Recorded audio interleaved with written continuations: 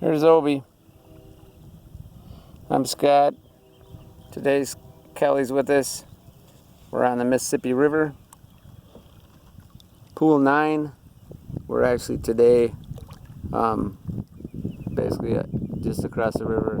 On the Wisconsin side there is Genoa, and just upriver a tiny bit by the sunset is Reno, Minnesota. There's an eagle nest, one of about 3 or 4 that we've seen tonight or this afternoon. Wanted to kind of draw everybody's attention quick to this phenomenon that's been taking place in a lot of backwater areas lately, on the Mississippi especially.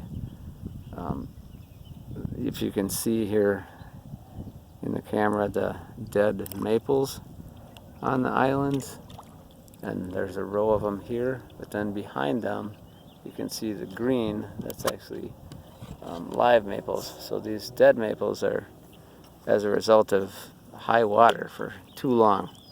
The trees actually basically drown, which sounds silly, but they're not capable of living underwater all the time. So they've had too much water for too long, and now they're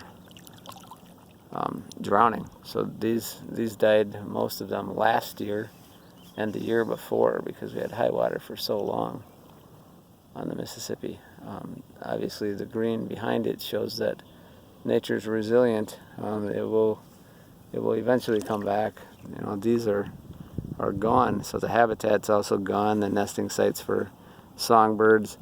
Maples produce a great amount of sap that's sugary, so that that's gone. So the insects and other creatures that use that as a feed source will not be able to do so on those islands. But then, like I said, there are other islands with maple on them, so it's not all super negative or super bad. Fish just stirred right there, got Obi's attention.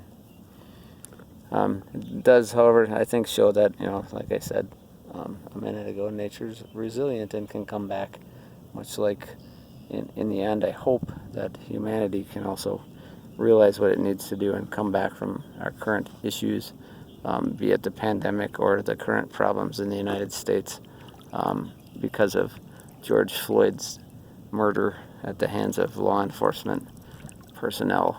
He's not the first one, certainly not even close. And however, hopefully that the civil unrest that's been caused by that can also be a change that can ultimately be for the better. We as humans can realize that we need to do things differently and to fix that problem, the problem of racism that's plagued our nation for all of more than the nation's length, for 400 years. So hope you guys can get outside, stay socially distant but not socially isolated, find some